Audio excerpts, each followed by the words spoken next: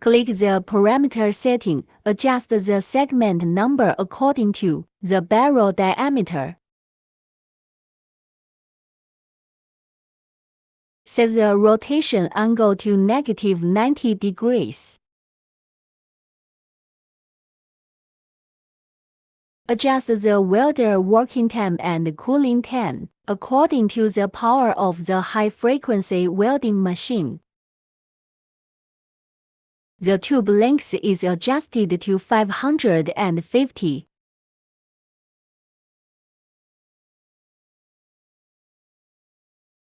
Choose long or short barrel according to the length of the barrel to be welded. Choose short barrel selection for 370毫米 and long barrel selection for 450毫米.